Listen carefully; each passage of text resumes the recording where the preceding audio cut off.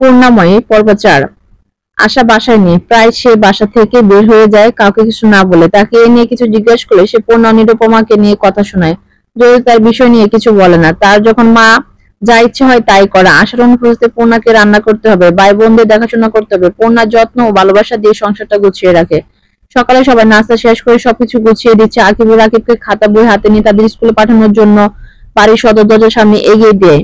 পূর্ণা ভাইদের বলল, স্কুলে মন দিয়ে পড়বি, রাতে তোদের পড়া ধরবো। আকিব দুইজন একসাথে উত্তর দেয়, ঠিক আছে আপা, মন দিয়ে পড়বো। পূর্ণা আস্তে আস্তে প্রিয়ার ঘরের দিকে এগিয়ে গেল। প্রিয়ার চিঠি পড়ছে। পূর্ণা পিছনে গিয়ে দাঁড়ালো, কয়েক সেকেন্ড চুপ করে থেকে বলল, মুখস্থ হয়েছে?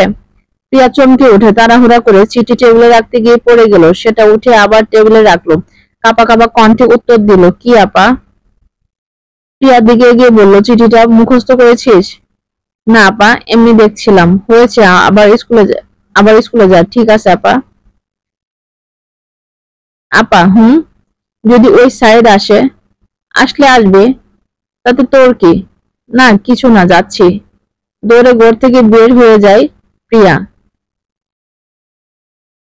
প্রিয়া একা একা স্কুলে যাচ্ছে। রাস্তার পাশে বকুল গাছের নিচে দাঁড়িয়ে আছে সাইড। প্রিয়াকে দেখে বলল, প্রিয়া, তোমার আপা কোথায়? আজকে আসেনি কেন? কি হয়েছে? অসুস্থ? অসুস্থ মানে কি হয়েছে? সাইদের কণ্ঠস্বর নরম হয়ে গেল। কিছু বলতে চাইছে কিন্তু পারছে না, তার মুখ গেমে একাকার। প্রিয়া বলল, আরে সাইদ, তুমি এমন করছো কেন? অসুস্থ হয়েছে আপা, মনে হচ্ছে ব্যথা ব্যথা লাগছে তোমার। অসুস্থ হয়েছে আপা, মনে হচ্ছে ব্যথা লাগছে তোমার। প্রিয়া হেসে বলল, আপার কিছু হয়নি, মা বাসায় নেই তাই আপা বাসায়। সাইদ স্বস্তি নিঃশ্বাস ছেড়ে, ও, যাওয়ার আগে তাকে একবার দেখতে পাবো না? প্রিয়া অবাক দৃষ্টিতে তাকে বলল, তুমি চলে যাচ্ছ? হ্যাঁ, কিছুদিনের জন্য আমাকে ঢাকা যেতে হবে। স্কুল থেকে যাওয়ার সময় আমি এখানে আসবো। তোমাকে একটা চিঠি দিব, তোমার আপাকে দিবে। প্রিয়া একটু মলিন হয়ে বলল, ঠিক আছে।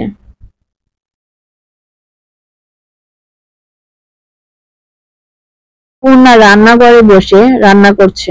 জলিল তার পিছনে এসে বসে। পূর্ণা ঘুরে তার বাবাকে বলে, বাবা কিছু লাগবে? না মা, তোকে আশা অনেক কষ্ট দেয় তাই না? না বাবা, আশা মা আমাকে কষ্ট দেয় না।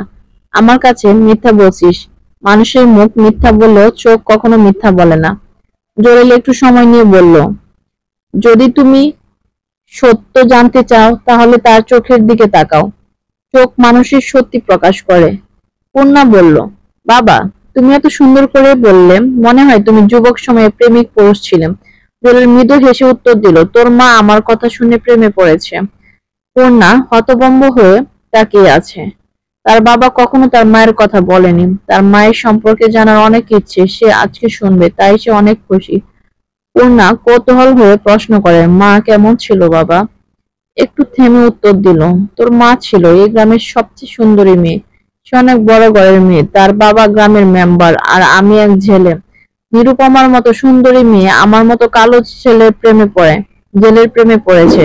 তার বিশাল উঁচু বংশে বিয়ে ঠিক হয়, সে চাকলাদার বংশে।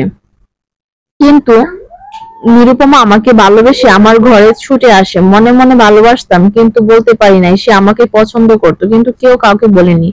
সেদিন তার বিয়ে ছিল, আমি মন খারাপ করে ঘরে বসেছিলাম। সে এসে বলল, জলিল, আমি তোমাকে ভালোবাসি, তোমার কাছে ছুটে এসেছি, আমাকে ফিরিয়ে দিও না। আমি খুশিতে আত্মহারা হয়ে যায়, তাকে বিয়ে করে নে। তোর নানা আর তার মেয়ের সাথে সম্পর্ক রাখেন, সে সব ছেড়ে আমার সাথে থাকে। তাকে আমি ভালো খাবার দিতে পারিনি, কাপড় দিতে পারিনি, ভালোবাসা ছাড়া আমার দেওয়ার কিছু ছিল না। সে এতেই সন্তুষ্ট ছিল। বাবা, মাকে মারলো কে? তোমাদের আলাদা করলো কে? এতে সুখের সংসার কে বিচ্ছেদ ঘটালো? জানি না মা। জলিল অশ্রুসিক্ত চোখে উঠে ঘরের দিকে চলে গেল। পূর্ণা গ্রামের লোকদের কাছে শুনেছে তার মাকে নাকি রাতে প্রেমিকের সাথে দেখা করতে গিয়ে মারা গেছে, কিন্তু মায়ের প্রেমিক তো তার বাবাই ছিল। কেন মানুষ এরকম মিথ্যা অপবাদ দিয়েছে? ওনার স্বপ্নেও সে পড়ালেখা করে উকিল হয়ে মায়ের খুনিকে শাস্তি দিবে।